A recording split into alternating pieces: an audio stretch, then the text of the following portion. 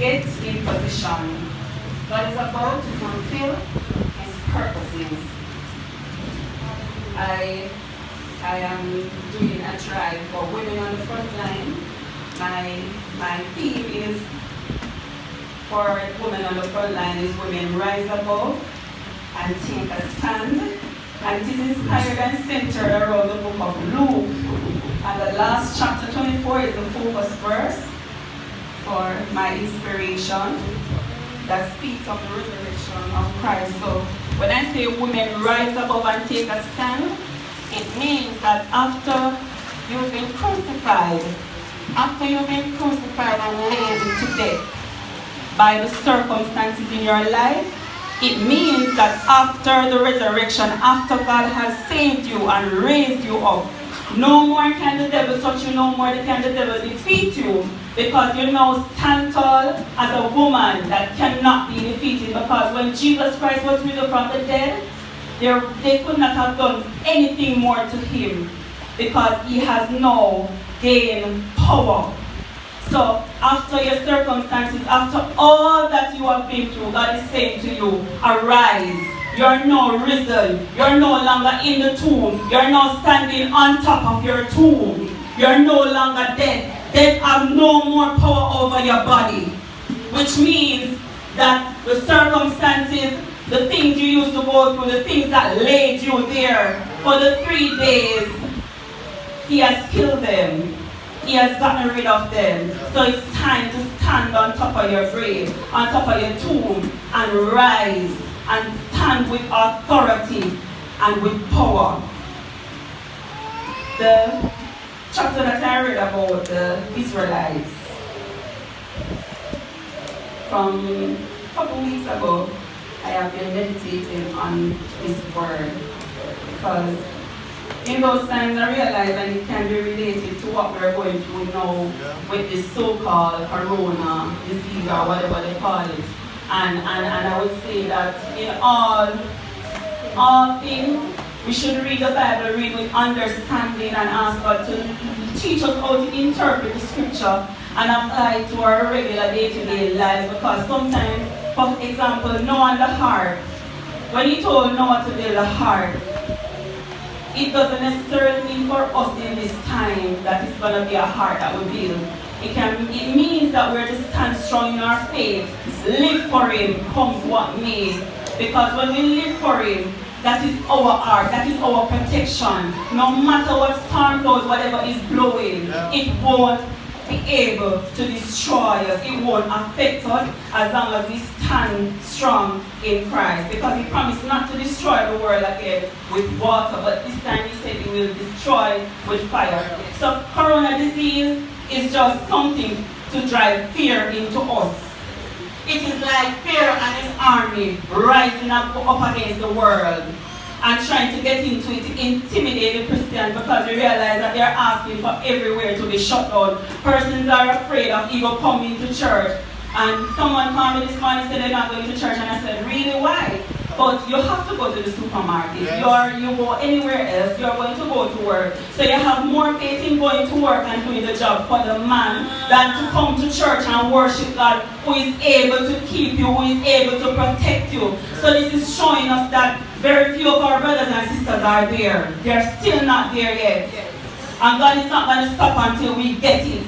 Because for them to choose not to come to church, for them to be happy to hear that church is closed down, but be happy to get up and go out and do the work otherwise, then something is wrong.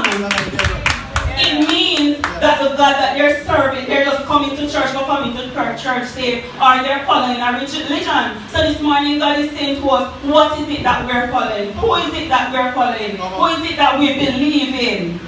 So God is saying for those of us who are there, we must get in position, because the time is near. The time is near. But before He ends this world, He promised to handle His promises. So once we get in position, do what God has asked us to do, He will grant us His promises. God is not going to allow this world to be destroyed without most of us who have never had those happy days, not to have those happy days and to enjoy some of the fruits of what He has placed here on earth.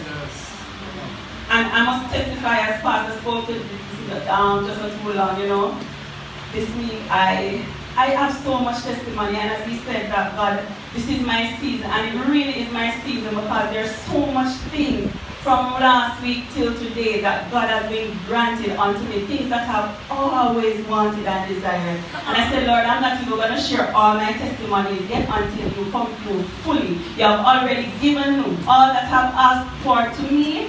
But as soon as you are fully established, then I'm going to give those testimonies. But this morning I'm sharing with you that last week, it is good to give. And I always expound on that. Because while you are giving and you don't even worry about, Lord, but I have my bills to pay, I have this to do. He knows how to sustain us and to keep us.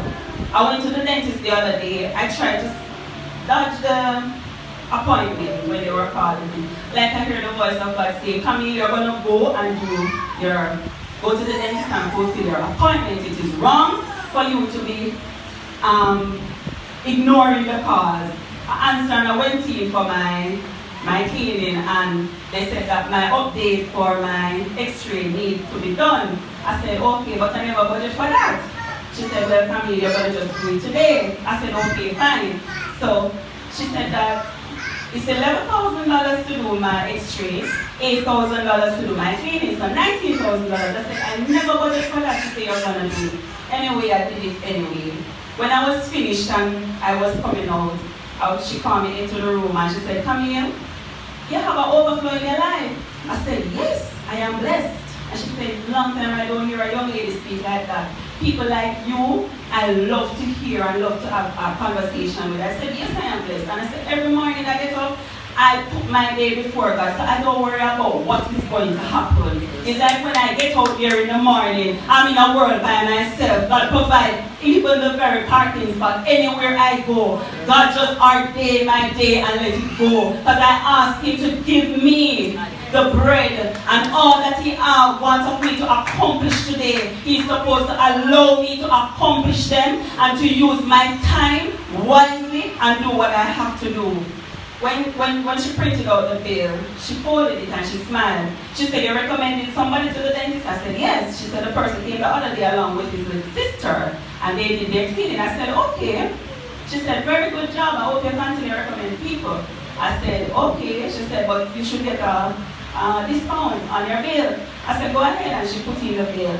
And when she finished and she handed it to me, it said negative, the $19,000. And she smiled. She said, Camille, I cannot take $1 from you today. I zeroed your bill. You know why? There is an overflow in your life and I cannot take any money from you today. And I walked out of that place and I didn't pay $1.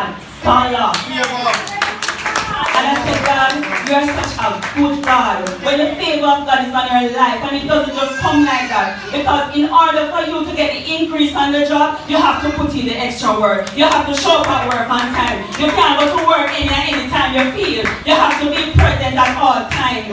You have to follow the rules. Yes. You have to follow the protocols. So in the kingdom of God, we have rules and protocols. The Lord said we should give what He asked for, just 1/10 of our time, 1/10 of our tithes and our offering. Our tithes would be what we earn, and our offerings is our regular day-to-day service, worship. How much time we give to God in worshiping Him, in spending time in His presence. So, I'm just so grateful, and I implore you to continue to give. And if you have not started to give, and give with a graceful heart. Give without even worrying about what is going to happen to you tomorrow. When you see a brother and sister in need, ensure you reach out for them. You have the man of God that God has placed in your life. Be a blessing to those that God has put into your life as you go from day to day. I said, Lord, when I'm climbing up the ladder, I don't want to go up there alone. I want to pull up some persons with me. So you have a spirit of selfishness. Get rid of selfishness. Stop wanting for yourself. Because guess what? I'm not going to say that, oh, I'm going to use my money by one of the most luxurious people and I'm living up and my brothers and sisters and so forth aren't there. When Pastor just said it, I said, Pastor, you don't even have to say it because every time I think of New Vision, I think of who God has placed in my life. So He doesn't have to even tell me or remind me. because it's what is in me. What is in me that will continue to flow. And I have a heart of gratefulness. So the children of Israel, when I was reading the story, I smiled because I realized that even in our life today, we find that when we are going through our wilderness, at times we stop on the way, at times we murmur. There are times when we try to do things our way, we try to lean to our own understanding and not lean and depend on God to come through for us. And I realized at times the children of Israel became so miserable, they started to complain. But God had a plan. God had a plan. He knew how He was going to do it. Just as how God has given a lot of us our vision. He already showed us where He's taking us and where He wants us to be. But He just has not shown us fully how the plan is set out to take us to where He wants. He just wants us to get to that place where He wants us. That's all He is asking for.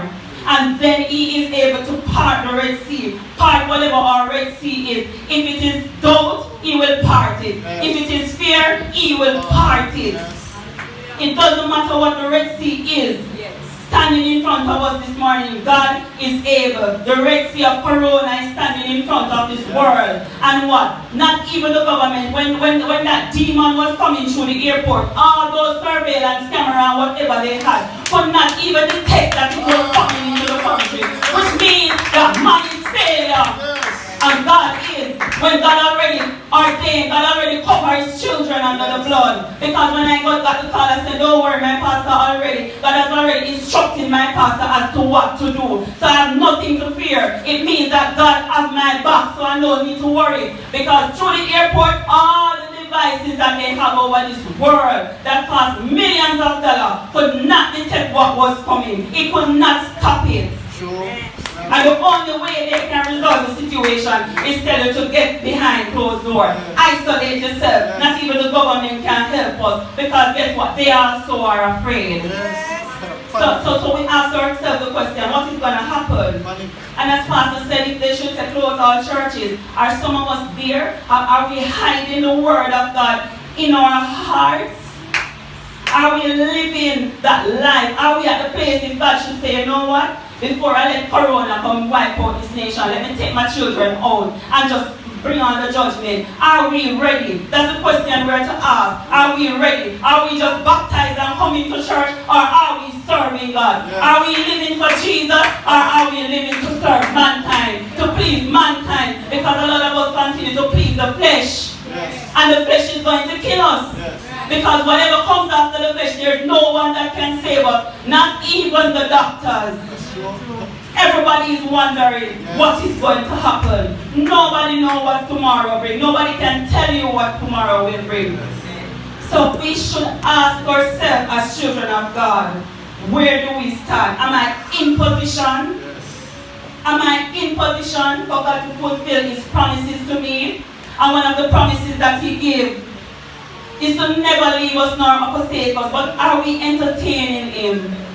Is He still walking with us? How do we spend our days? What do we spend it doing? How do we meditate? What are we doing with our lives?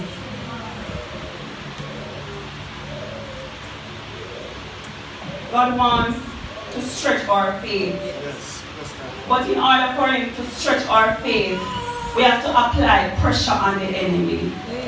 We have to apply pressure on the enemy. Look at churches today. Church is empty because of what? The enemy came out with a disease and decided that he's going to take charge. And what are we doing? A lot of us are backing down. Why are we backing down? Is it because we're not there yet? Why are we backing down? We ought to ask ourselves these questions. God wants to part our Red Sea this morning. He wants to drown a lot of things. One of the biggest things He needs to drown is fear. I don't understand how a lot of my brothers and sisters are so fearful, but yet they are serving God, the true and living God.